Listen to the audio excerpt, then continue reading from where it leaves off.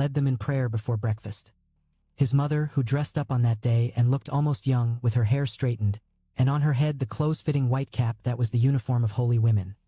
His younger brother, Roy, who was silent that day because his father was home. Sarah, who wore a red ribbon in her hair that day and was fondled by her father. And the baby, Ruth, who was dressed in pink and white and rode in her mother's arms to church. The church was not very far away, for block up Lenox Avenue, on a corner not far from the hospital. It was to this hospital that his mother had gone when Roy and Sarah and Ruth were born. John did not remember very clearly the first time she had gone to have Roy. Folks said that he had cried and carried on the whole time his mother was away. He remembered only enough to be afraid every time her belly began to swell, knowing that each time the swelling began it would not end until she was taken from him, to come back with a stranger. Each time this happened, she became a little more of a stranger herself. She would soon be going away again, Roy said. He knew much more about such things than John. John had observed his mother closely, seeing no swelling yet, but his father had prayed one morning for the little voyager soon to be among them. And so John knew that Roy spoke the truth.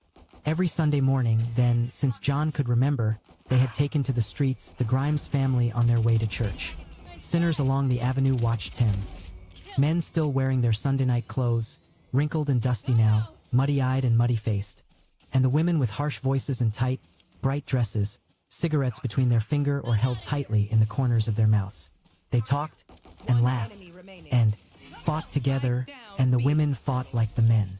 John and Roy, passing these men and women, looked at one another briefly, John embarrassed and Roy amused.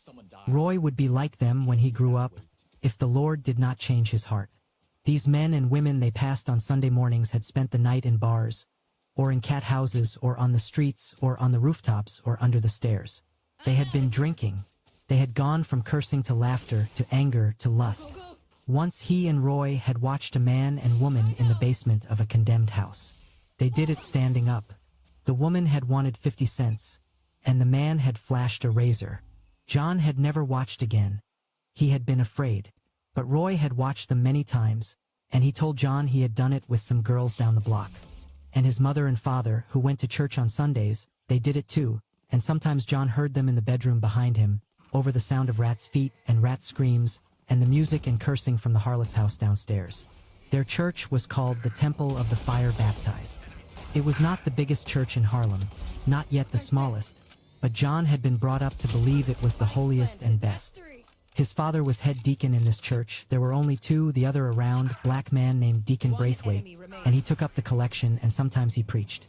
The pastor, Father James, was a genial, well-fed man with a face like a darker moon. It was he who preached on Pentecost Sundays and led revivals in the summertime and anointed and healed the sick. On Sunday mornings and Sunday nights, the church was always full. On special Sundays, it was full all day.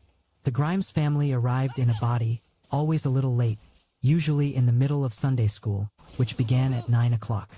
This lateness was always their mother's fault, at least in the eyes of their father. She could not seem to get herself and the children ready on time, ever, and sometimes she actually remained behind, not to appear until the morning service. When they all arrived together, they separated upon entering the doors, father and mother going to sit in the adult class, which was taught by Sister McCandless, Sarah going to the infants class, John and Roy sitting in the intermediate, which was taught by Brother Alicia. "You got a special craving for something?" John looked at him. Roy was not in a good mood. "I ain't said nothing to you," he said. "Oh, I beg your pardon," said Roy in the shrill little girl tone he knew John hated. "What's the matter with you today?" John asked, angry, and trying at the same time to lend his voice as husky a pitch as possible. "Don't you let Roy bother you," said their mother. "He cross as two sticks this morning." "Yeah," said John. "I reckon." He and Roy watched each other. Then his plate was put before him, hominy grits and a scrap of bacon. He wanted to cry, like a child. "But, Mama, it's my birthday." He kept his eyes on his plate and began to eat. "You can talk about your daddy all you want to," said his mother, picking up her battle with Roy. "But one thing you can't say he ain't always done his best to be a father to you and to see to it that you ain't never gone hungry." "I've been hungry plenty of times," Roy said, proud to be able to score this point against his mother.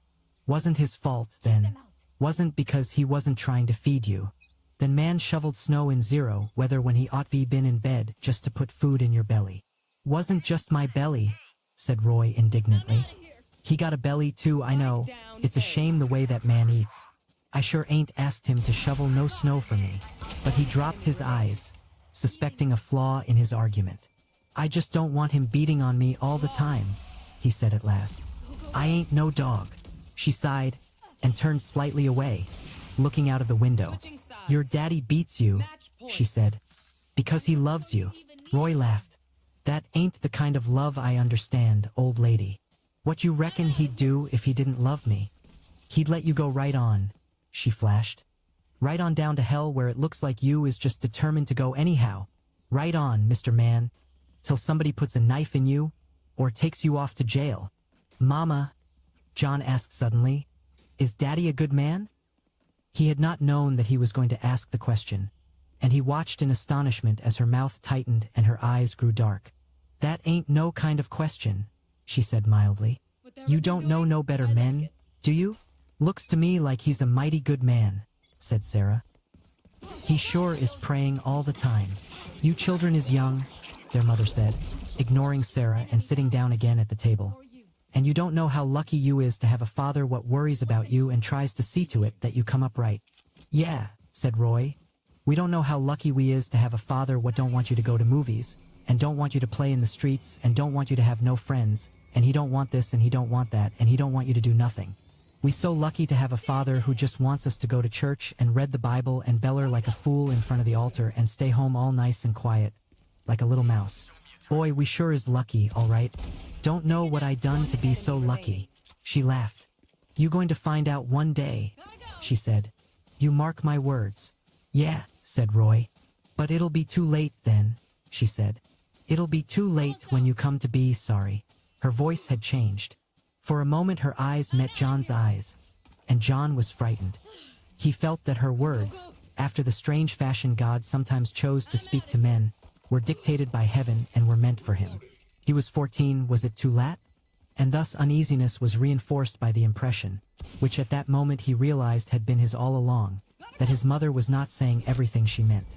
What, he wondered, did she say to Aunt Florence when they talked together? Or to his father? What were her thoughts? Her face would never tell. And yet, looking down at him in a moment that was like a secret passing sign, her face did tell him. Her thoughts were bitter. I don't care, Roy said, rising. When I have children, I ain't going to treat them like this.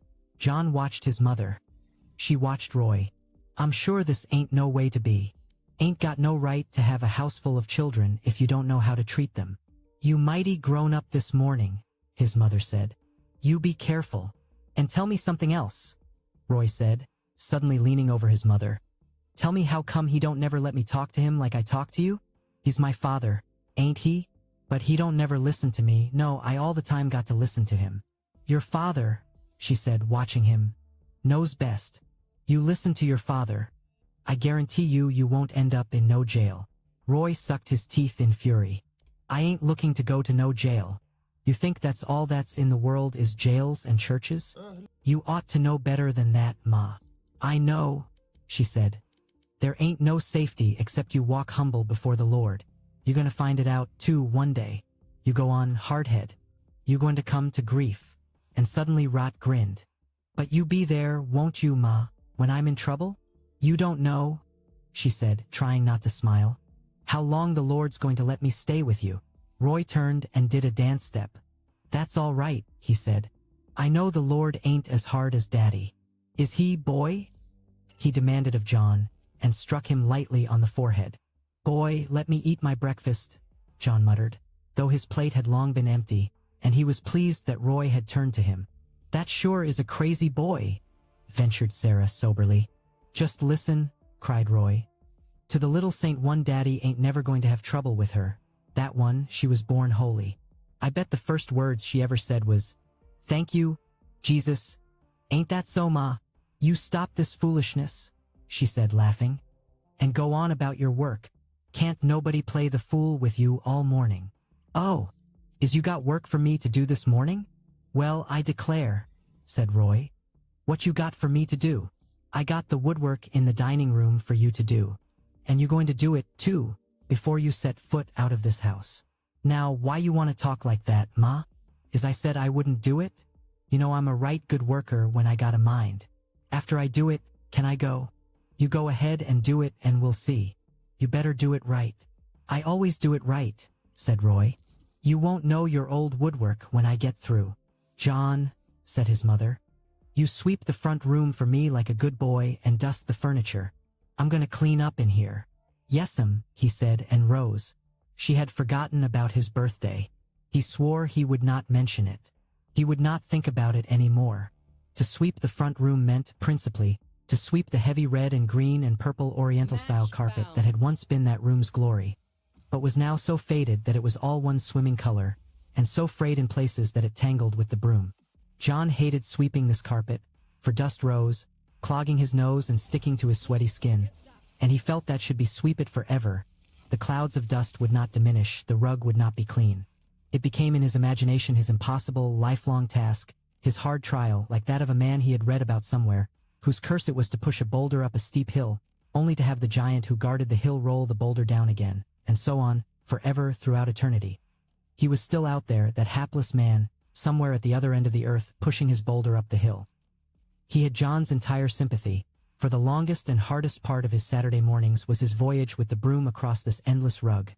And coming to the French doors that ended the living room and stopped the rug, he felt like an indescribably weary traveler who sees his home at last.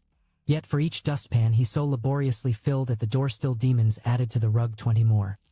He saw in the expanse behind him the dust that he had raised settling again into the carpet, and he gritted his teeth, already on edge because of the dust that filled his mouth, and nearly wept to Thinel that so much labor brought so little reward. Nor was this the end of John's labor. For, having put away the broom and the dustpan, he took from the small bucket under the sink the dust rag and the furniture oil and a damp cloth, and returned to the living room to excavate, as it were, from the dust that threatened to bury them, his family's goods and gear. Thinking bitterly of his birthday, he attacked the mirror with the cloth, watching his face appear as out of a cloud. With a shock he saw that his face had not changed, that the hand of Satan was as yet invisible. His father had always said that his face was the face of Satan, and was there not something, in the lift of the eyebrow, in the way his rough hair formed a V on his brow, that bore witness to his father's words? In the eye there was a light that was not the light of heaven, and the mouth trembled lustful and lewd, to drink deep of the wines of hell. He stared at his face as though it were, as indeed it soon appeared to be, the face of a stranger who held secrets that John could never know. And, having thought of it as the face of a stranger, he tried to look at it as a stranger might, and tried to discover what other people saw. But he saw only details. 2 great eyes, and a broad, low forehead, and the triangle of his nose, and his enormous mouth, and the barely perceptible cleft in his chin, which was, his father said, the mark of the devil's little finger. These details did not help him, for the principle of their unity was undiscoverable, and he could not tell what he most passionately desired to know, whether his face was ugly or not. And he dropped his eyes to the mantelpiece, lifting one by one the objects that adorned it. The mantelpiece held, in brave confusion, photographs, greeting cards, flowered mottos, 2 silver candlesticks that held no candles, and a green metal serpent, poised to strike. Today, in his apathy, John stared at them, not seeing. He began to dust them with exaggerated care of the profoundly preoccupied. One of the mottos was pink and blue, and proclaimed in raised letters, which made the work of dusting harder. Come in the evening or come in the morning, come when you're looked for, or come without warning. 1,000 welcomes you'll find here before you, and the oftener you come here, the more we'll adore you. And the other, in letters of fire against a background of gold, stated, For God so loved the world, that he gave his only begotten Son, that whosoever should believe in him should not perish, but have everlasting life. John 3:16. These somewhat unrelated sentiments decorated either side of the mantelpiece, obscured a little by the silver candlesticks. Between these 2 extremes, the greeting cards, received year after year on Christmas or Easter or birthdays, trumpeted their glad tidings, while the green metal serpent, perpetually malevolent, raised its head proudly in the midst of these trophies, biding the time to strike. Against the mirror, like a procession, the photographs were arranged. These photographs were the true antiques of the family, which seemed to feel that a photograph should commemorate only the most distant past. The photographs of John and Roy, and of the two girls, which seemed to violate this unspoken law, served only in fact to prove it most iron-hard. They had all been taken in infancy, a time and a condition that the children could not remember. John in this photograph lay naked on a white counterpane, and people laughed and said that it was cunning. But John could never look at it without feeling shame and anger that his nakedness should be here so unkindly revealed. None of the other children was naked. No, Roy lay in the crib in a white gown and grinned toothlessly into the camera, and Sarah, somber at the age of 6 months, wore a white bonnet, and Ruth was held in her mother's arms. When people looked at these photographs and laughed, their laughter differed from the laughter with which they greeted the naked John. For this reason, when visitors tried to make advances to John, he was sullen, and they, feeling that for some reason he disliked them, retaliated by deciding that he was a funny child. Among the other photographs there was one of Aunt Florence, his father's sister, in which her hair, in the old-fashioned way, was worn high and tied with a ribbon. She had been very young when his photograph was taken, and had just come north. Sometimes, when she came to visit, she called the photograph to witness that she had indeed been beautiful in her youth. There was a photograph of his mother, not the one John liked and had seen only once, but one taken immediately after her marriage. And there was a photograph of his father, dressed in black, sitting on a country porch with his hands folded heavily in his lap. The photograph had been taken on a sunny day, and the sunlight brutally exaggerated the planes of his father's face. He stared into the sun, head raised, unbearable, and though it had been taken when he was young, it was not the face of a young man. Only something archaic in the dress indicated that this photograph had been taken long ago. At the time this picture was taken, Aunt Florence said, he was already a preacher, and had a wife who was now in heaven. That he had been a preacher at that time was not astonishing, for it was impossible to imagine that he had ever been anything else. But that he had had a wife in the so distant past who was now dead filled John with wonder by no means pleasant. If she had lived, John thought, then he would never have come north and met his mother. And this shadowy woman, dead so many years, whose name he knew had been Deborah, held in the fastness of her tomb, it seemed to John, the key to all those mysteries he so longed to unlock. It was she who had known his father in a life where John was not, and in a country John had never seen. When he was nothing, nowhere, dust, cloud, air and sun and falling rain, not even thought of, said his mother, in heaven with the angels, said his aunt. She had known his father and shared his father's house. She had loved his father. She had known his father when lightning flashed and thunder rolled through heaven. And his father said, "Listen, God is talking." She had known him in the mornings of that far-off country when his father turned on his bed and opened his eyes. And she had looked into those eyes, seeing what they held, and she had not been afraid. She had seen him baptized, kicking like a mule and howling, and she had seen him weep when his mother died. He was a right young man then, Florence said, because she had looked into those eyes before they had looked on John. She knew that John would never know the purity of his father's eyes when John was not reflected in their depths. She could have told him, had he but been able to form his hiding place to ask how to make his father love him. But now it was too late. She would not speak before the judgment day. And among those many voices, the stammering with his own, John would care no longer for her testimony. When he had finished and the room was ready for Sunday, John felt dusty and weary and sat down beside the window in his father's easy chair. A glacial sun filled the streets, and a high wind filled the air with scraps of paper and frost dust, and banged the hanging signs of stores and storefront churches. It was the end of winter, and the garbage-filled snow that had been banked along the edges of pavements was melting now and filling the gutters. Boys were playing stickball in the damp, cold streets. Dressed in heavy woolen sweaters and heavy trousers, they danced and shouted, and the ball went crack as the stick struck it and sent ice speeding through the air. One of them wore a bright red stocking cap with a great ball of wool hanging down behind that bounced as he jumped, like a bright omen above his head. The cold sun made their faces like copper and brass, and through the closed window John heard their coarse, irreverent voices. And he wanted to be one of them, playing in the streets, unfrightened, moving with such grace and power, but he knew this could not be. Yet, if he could not play their games, he could do something they could not do. He was able, as one of his teachers said, to think. But this brought him little in the way of consolation, for today he was terrified of his thoughts. He wanted to be with these boys in the street, headless and thoughtless, wearing out his treacherous and bewildering body. But now it was 11 o'clock, and in 2 hours his father would be home. And then they might eat, and then his father would lead them in prayer, and then he would give them a Bible lesson. By and by it would be evening, and he would go to clean the church, and remained for Tari service. Suddenly, sitting at the window, and with a violence unprecedented, there arose in John a flood of fury and tears, and he bowed his head, fists clenched against the window pane, crying with teeth on edge, "What shall I do? What shall I do?" Then his mother called him, and he remembered that she was in the kitchen washing clothes and probably had something for him to do. He rose sullenly and walked into the kitchen. She stood over the washtub, her arms wet and soapy to the elbows and sweat standing on her brow. Her apron, improvised from an old sheet, was wet where she had been leaning over the scrubbing board. As he came in, she straightened, drying her hands on the edge of the apron. "You finish your work, John Backslash?" she asked. He said, "Yes'm," and thought how oddly she looked at him, as though she were looking at someone else's child. "That's a good boy," she said. She smiled a shy, strained smile. "You know you're your mother's right-hand man?" He said nothing, and he did not smile, but watched her, wondering to what task this preamble led. She turned away, passing one damp hand across her forehead, and went to the cupboard.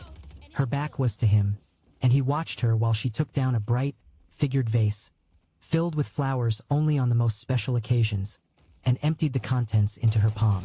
He heard the chink of money, which meant that she was going to send him to the store. She put the vase back and turned to face him, her palm loosely folded before her. "I didn't never ask you," she said, "what you wanted for your birthday, but you take this, son, and go out and get yourself something you think you want." And she opened his palm and put the money into it, warm and wet from her hand.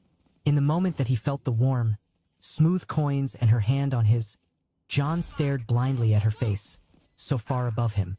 His heart broke and he wanted to put his head on her belly where the wet spot was, and cry. But he dropped his eyes and looked at his palm, at the small pile of coins. "It ain't much there," she said. "That's all right." Then he looked up, and she bent down and kissed him on the forehead. "You getting to be," she said, putting her hand beneath his chin and holding his face away from her, "a right big boy. You're gonna be a mighty fine man, you know what? Your mama's counting on you." And he knew again that she was not saying everything she meant. In a kind of secret language, she was telling him today something that he must remember and understand tomorrow. He watched her face, his heart swollen with love for her and with an anguish, not yet his own, but he did not understand, and that frightened him. "Yes, Ma," he said, hoping that she would realize, despite his stammering tongue, the depth of his passion to please her. "I know," she said with a smile, releasing him and rising. "There's a whole lot of things you don't understand, but don't you fret. The Lord'll reveal to you in his own good time everything he wants you to know.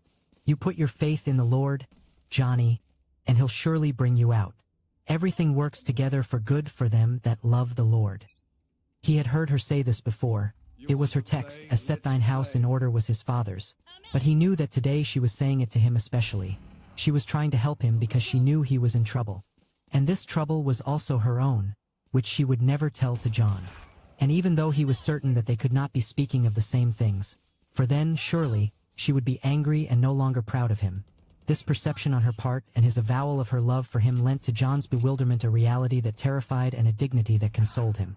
Dimly, he felt that he ought to console her, and he listened, astounded, at the words that now fell from his lips. "Yes, Mama. I'm going to try to love the Lord." At this there sprang into his mother's face something startling, beautiful, unspeakably sad, as though she were looking far beyond him at a long, dark road, and seeing on that road a traveler in perpetual danger. Was it he, the traveler, or herself? Or was she thinking of the cross of Jesus? She turned back to the washtub, still with this strange sadness on her face. "You better go on now," she said, "before your daddy gets home." In Central Park, the snow had not yet melted on his favorite hill. This hill was in the center of the park, after he had left the circle of the reservoir, where he always found, outside the high wall of crossed wire, ladies white in fur coats, walking their great dogs or old, white gentlemen with canes. At a point that he knew by instinct and by the shape of the buildings surrounding the park, he struck out on a steep path overgrown with trees and climbed a short distance until he reached the clearing that led to the hill. Before him, then, the slope stretched upward, and above it the brilliant sky, and beyond it, cloudy and far away, he saw the skyline of New York. He did not know why, but there arose in him an exultation and a sense of power, and he ran up the hill like an engine or a madman, willing to throw himself headlong into the city that glowed before him. But when he reached the summit he paused. He stood on the crest of the hill, hands clasped beneath his chin, looking down. Then he, John, felt like a giant who might crumble the city with his anger. He felt like a tyrant who might crush the city beneath his heel. He felt like a long-awaited conqueror at whose feet flowers would be strewn, and before whom multitudes cried, Hosanna! He would be, of all, the mightiest, the most beloved, the Lord's anointed. And he would live in this shining city which his ancestors had seen with longing from far away. For it was his. The inhabitants of the city had told him it was his. He had but to run down, crying, and they would take him to their hearts and shew him wonders his eyes had never seen. And still, on the summit of that hill he paused. He remembered the people he had seen in that city, whose eyes held no love for him, and he thought of their feet so swift and brutal, and the dark gray clothes they wore, and how when they passed they did not see him, or, if they saw him, they smirked, and how the lights, unceasing, crashed on and off above him, and how he was a stranger there. Then he remembered his father and his mother and all the arms stretched out to hold him back, to save him from this city where, they said, his soul would find perdition. And certainly perdition sucked at the feet of the people who walked there, and cried in the lights in the gigantic towers. The marks of Satan could be found in the faces of the people who waited at the doors of movie houses.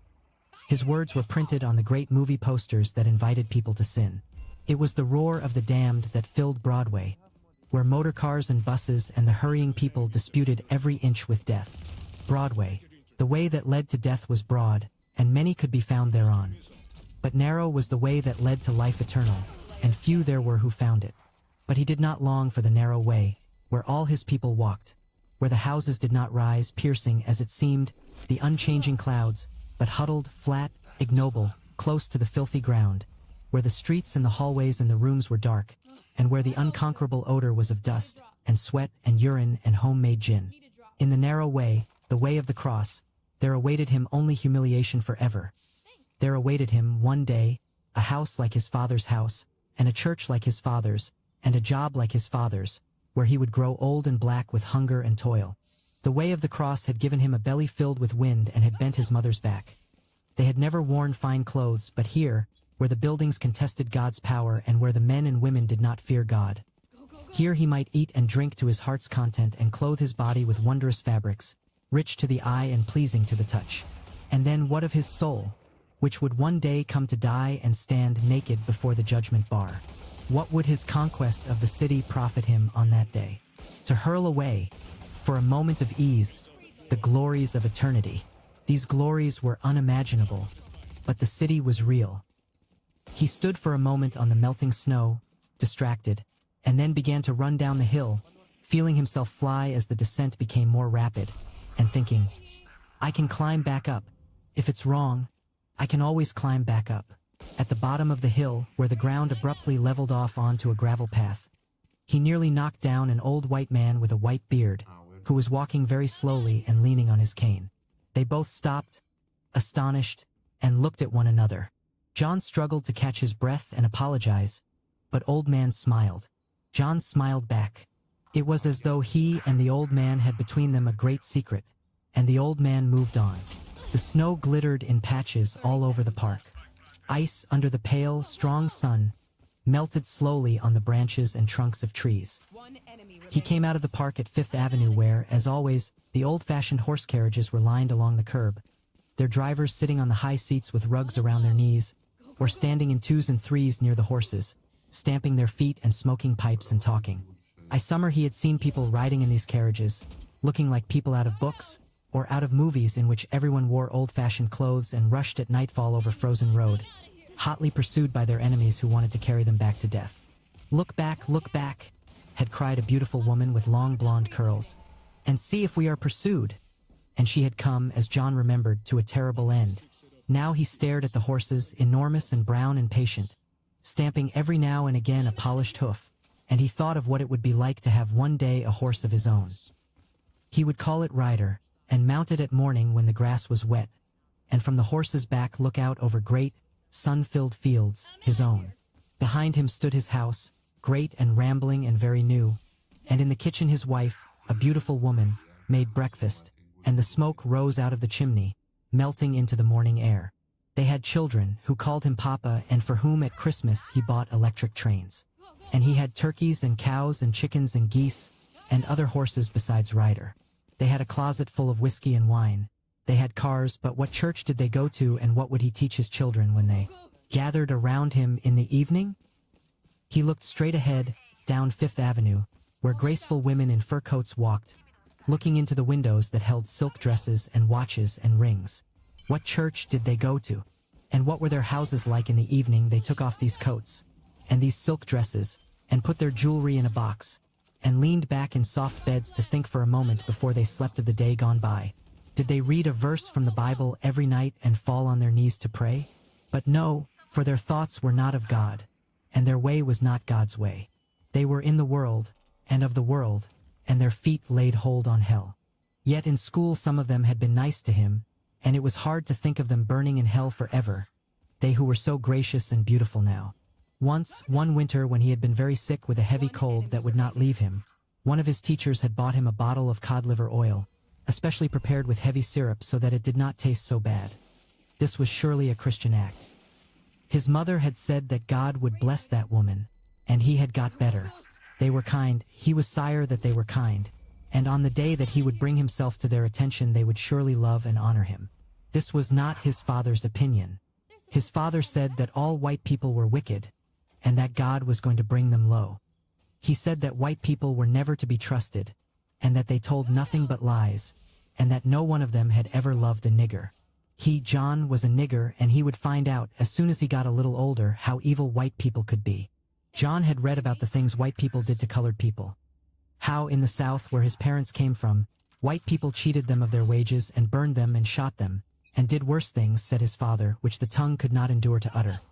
He had read about colored men being burned in the electric chair for things they had not done. How in riots they were beaten with clubs. How they were tortured in prisons. How they were the last to be hired and the first to be fired. Niggers did not live on these streets where John now walked. It was forbidden, and yet he walked here and no one raised a hand against him. But did he dare to enter this shop out of which a woman now casually walked, carrying a great round box? Or this apartment before which a white man stood, dressed in a brilliant uniform? John knew he did not dare, not today, and he heard his father's laugh. No, nor tomorrow neither. For him there was the back door and the dark stairs and the kitchen or the basement. This world was not for him. If he refused to believe and wanted to break his neck trying, then he could try until the sun refused to shine. They would never let him enter. In John's mind then, the people and the avenue underwent a change, and he feared them and knew that one day he could hate them if God did not change his heart. He left Fifth Avenue and walked west toward the movie houses. Here on 42nd Street it was less elegant but not less strange. He loved the street, not for the people or the shops but for the stone lions that guarded the great main building of the public library, a building filled with book and unimaginably vast, and which he had never yet dared to enter. He might, he knew, for he was a member of the branch in Harlem and was entitled to take books from any library in the city. But he had never gone in because the building was so big that it must be full of corridors and marble steps, in the maze of which he would be lost and never find the book he wanted. And then everyone, all the white people inside, would know that he was not used to great buildings, or to many books, and they would look at him with pity. He would enter on another day when he had read all the books uptown, an achievement that would, he felt, lend him the poise to enter any building in the world. People, mostly men, leaned over the stone parapets of the raised park that surrounded the library, or walked up and on and bent to drink water from the public drinking fountains. Silver pigeons lighted briefly on the heads of the lions or the rims of fountains, and strutted along the walks. John loitered in front of Woolworth's, staring at the candy display, trying to decide what candy to buy, and buying. One, for the store was crowded and he was certain that the salesgirl would never notice him, and before a vendor of artificial flowers, and crossed 6th Avenue where the automat was, and the park taxis and the shops which he would not look at today, that displayed in their windows dirty postcards and practical jokes. Beyond 6th Avenue the movie houses began, and now he studied the stills carefully, trying to decide which of all these theaters he should enter. He stopped at last before a gigantic, colored poster that represented a wicked woman, half undressed, leaning in a doorway, apparently quarreling with a blond man who stared wretchedly into the street.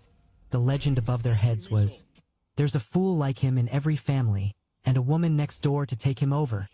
He decided to see this, for he felt identified with the blond young man, the fool of his family, and he wished to know more about his so blatantly unkind fate. And so he stared at the price above the ticket seller's window and, showing her his coins, received the piece of paper that was charged with the power to open doors. Having once decided to enter, he did not look back at the street again for fear that one of the saints might be passing and, seeing him, might cry out his name and lay hands on him to drag him back. He walked very quickly across the carpeted lobby, looking at nothing, and pausing only to see his ticket torn, half of it thrown into a silver box and half returned to him. And then the usherette opened the doors of this dark palace, and with a flashlight held behind her took him to his seat. Not even then, having pushed past a wilderness of knees and feet to reach his designated seat, did he dare to breathe, nor, out of a last sick hope for forgiveness, did he look at the screen. He stared at the darkness around him, and at the profiles that gradually emerged from this gloom, was so like the gloom of hell. He waited for this darkness to be shattered by the light of the second coming, for the ceiling to crack upward, revealing, for every eye to see, the chariots of fire on which descended a wrathful God and all the host of heaven. He sank far down in his seat, as though his crouching might make him invisible and deny his presence there. But then he thought, not yet. The day of judgment is not yet. And voices reached him, the voices no doubt of the hapless man and the evil woman, and he raised his eyes helplessly and watched the screen. The woman was most evil. She was blonde and pasty white, and she had lived in London, which was in England, quite some time ago, judging from her clothes, and she coughed. She had a terrible disease, tuberculosis, which he had heard about. Someone in his mother's family had died of it. She had a great many boyfriends, and she smoked cigarettes and drank. When she met the young man, who was a student and who loved her very much, she was very cruel to him. She laughed at him because he was a cripple. She took his money and she went out with other men, and she lied to the student, who was certainly a fool. He limped about, looking soft and sad, and soon all John's sympathy was given to this violent and unhappy woman. He understood her when she raged and shook her lips and threw back her head in laughter so furious that it seemed the veins of her neck would burst. She walked the cold, foggy streets, a little woman and not pretty, with a lewd, brutal swagger, saying to the whole world, "You can kiss my arse." Nothing tamed or broke her. Nothing touched her, neither kindness, nor scorn, nor hatred, nor love. She had never thought of prayer. It was unimaginable that she would ever bend her knees and come crawling along a dusty floor to anybody's altar, weeping for forgiveness. Perhaps her pride was so great that she did not need forgiveness. She had fallen from that high estate which God had intended for men and women, and she made her fall glorious because it was so complete. John could not have found in his heart, had he dared to search it, any wish for her redemption. He wanted to be like her, only more powerful, more thorough, and more cruel. To make those around him, all who hurt him, suffer as she made the students suffer, and laugh in their faces when they asked pity for their pain. He would have asked no pity, and his pain was greater than theirs. "Go on, girl," he whispered, as the student, facing her implacable ill will, sighed and wept. "Go on, girl." One day he would talk like that. He would face them and tell them how much he hated them, how they had made him suffer, how he would pay them back. Nevertheless, when she came to die, which she did eventually, looking more grotesque than ever, as she deserved, his thoughts were abruptly arrested, and he was chilled by the expression on her face. She seemed to stare endlessly outward and down, in the face of a wind more piercing than any she had felt on earth, feeling herself propelled with speed into a kingdom where nothing could help her, neither her pride, nor her courage, nor her glorious wickedness. In the place where she was going, it was not these things that mattered but something else, for which she had no name, only a cold intimation, something that she could not alter in any degree, and that she had never thought of. She began to cry, her depraved face breaking into an infant's grimace, and they moved away from her, leaving her dirty in a dirty room, alone to face her maker. The scene faded out and she was gone, and though the movie went on, allowing the student to marry another girl, darker and very sweet, but by no means so arresting, John thought of this woman and her dreadful end. Again, had the thought not been blasphemous, he would have thought that it was the Lord who had led him into this theater to show him an example of the wages of sin. The movie ended and people stirred around him. The newsreel came on, and while girls in bathing suits paraded before him and boxers growled and fought, and baseball players ran home safe and presidents and kings of countries that were only names to him moved briefly across the flickering square of light, John thought of hell, of his soul's redemption, and struggled to find a compromise between the way that led to life everlasting and the way that ended in the pit. But there was none, for he had been raised in the truth. He could not claim, as African savages might be able to claim, that no one had brought him the gospel. His father and mother and all the saints had taught him from his earliest childhood what was the will of God. Either he arose from this theater, never to return, putting behind him the world and its pleasures, its honors and its glories, or he remained here with the wicked and partook of their certain punishment. Yes, it was a narrow way, and John stirred in his seat, not daring to feel it God's injustice that he must make so cruel a choice. As John approached his home again in the late afternoon, he saw little Sarah, her coat unbuttoned, come flying out of the house and run the length of the street away from him into the far drugstore. Instantly, he was frightened. He stopped a moment, staring blankly down the street, wondering what could justify such hysterical haste. It was true that Sarah was full of self-importance, and made any errand she ran seem a matter of life or death. Nevertheless, she had been sent on an errand, and with such speed that her mother had not had time to make her button up her coat. Then he felt weary. If something had really happened, it would be very unpleasant upstairs now, and he did not want to face it. But perhaps it was simply that his mother had a headache and had sent Sarah to the store for some aspirin. But if this were true, it meant that he would have to prepare supper, and take care of the children, and be naked under his father's eyes all the evening long. And he began to walk more slowly. There were some boys standing on the veranda. They watched him as he approached, and he tried not to look at them and to approximate the swagger with which they walked. One of them said, as he mounted the short, stone steps and started into the hall, "Boy, your brother was hurt real bad today." He looked at them in a kind of dread, not daring to ask for details, and he observed that they, too, looked as though they had been in a battle. Something hangdog in their looks suggested that they had been put to flight.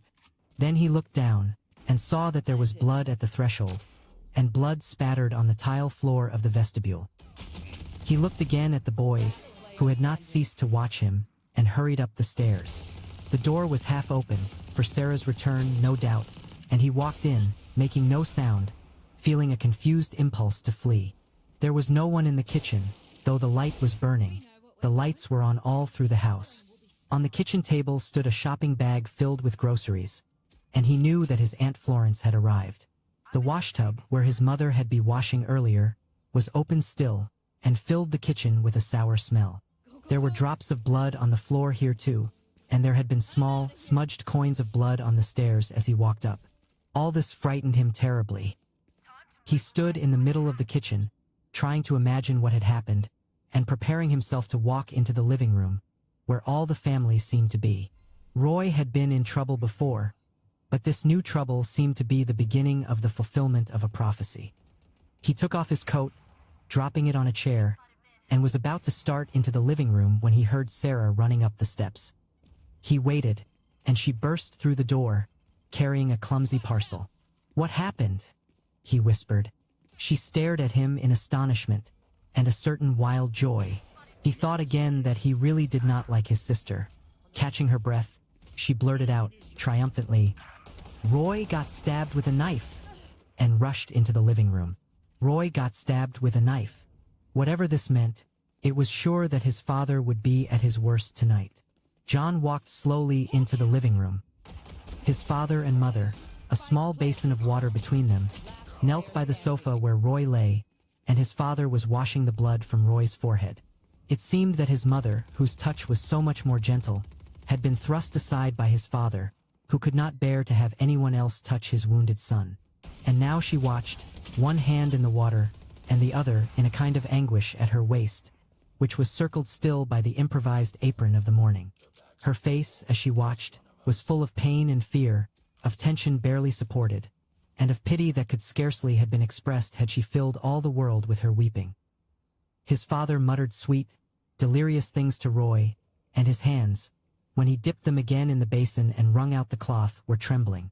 Aunt Florence, still wearing her hat and carrying her handbag, stood a little removed, looking down at them with a troubled, terrible face.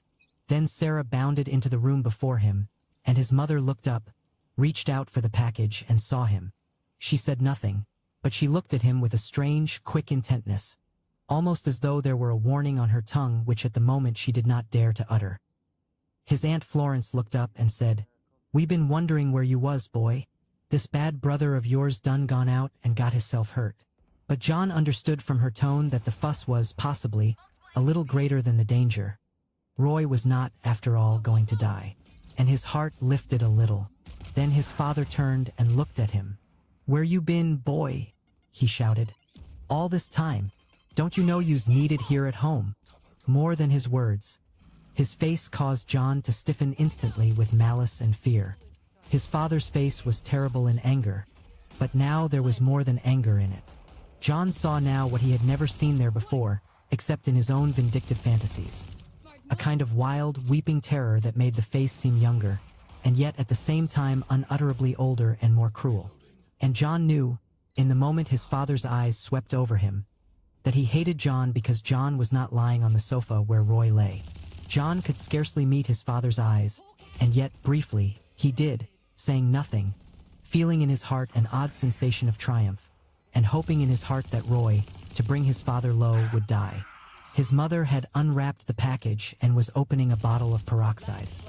"Here," she said. "You better wash it with this now." Her voice was calm and dry. She looked at his father briefly, her face unreadable, as she handed him the bottle and the cotton. "This going to hurt," his father said, in such a different voice, so sad and tender, turning again to the sofa.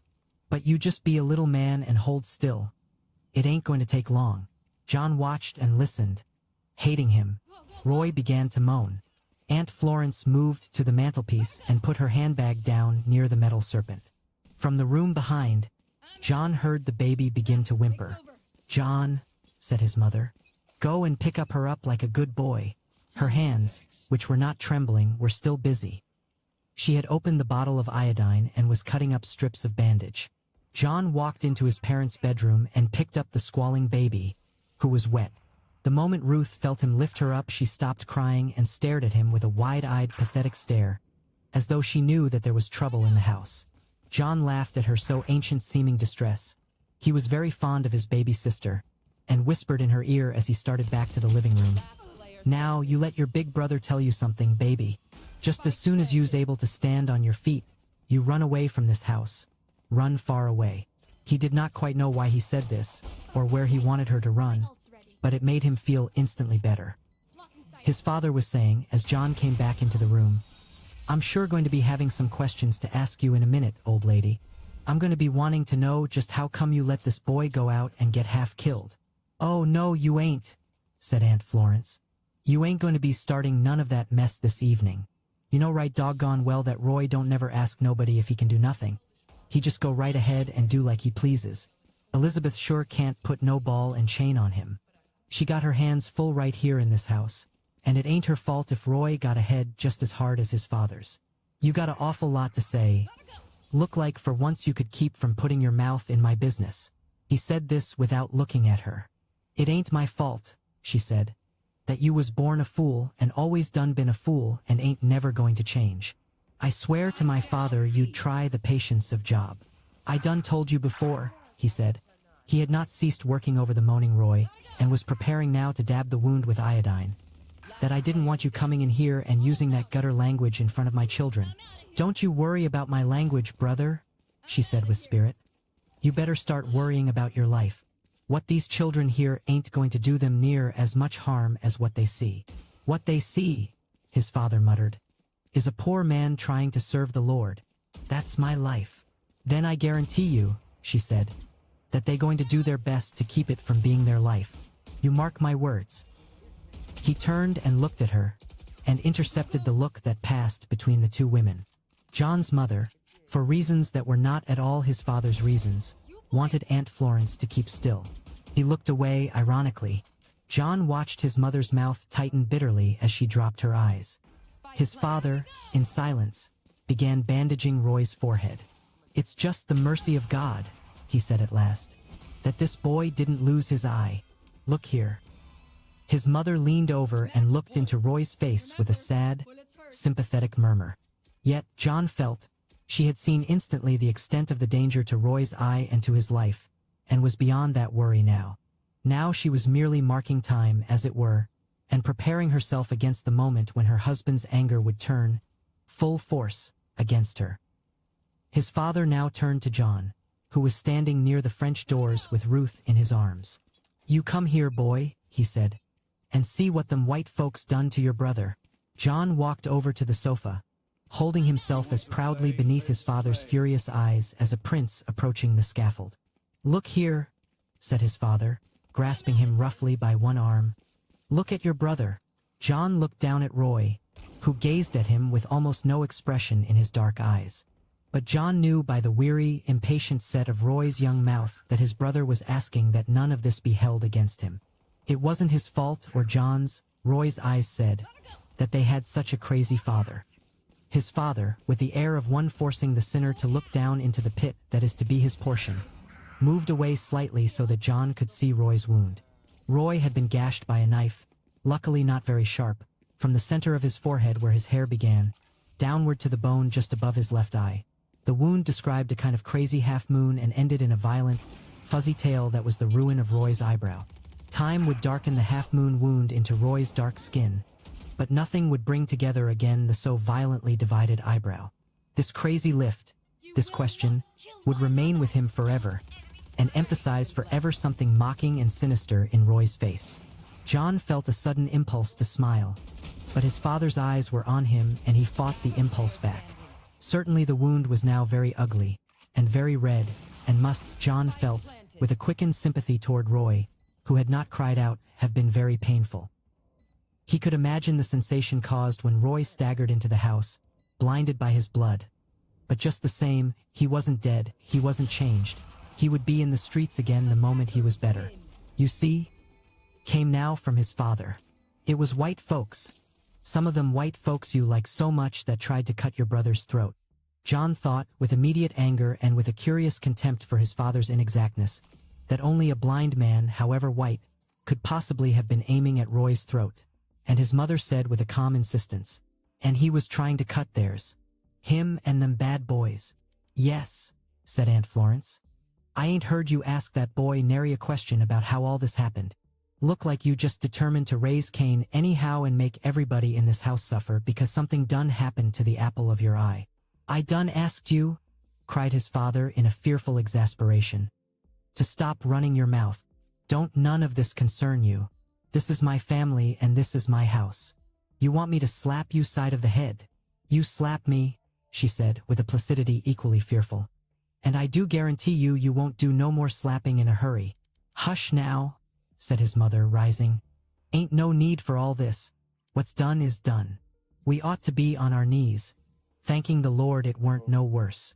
"Amen to that," said Aunt Florence. "Tell that foolish nigger something. You can tell that foolish son of yours something," he said to his wife with venom, having decided, it seemed, to ignore his sister. "Him standing there with them big buck eyes. You can tell him to take this like a warning from the Lord. This is what white folks does to niggers. I been telling you, now you see." "He better take it like a warning?" shrieked Aunt Florence. "He better take it?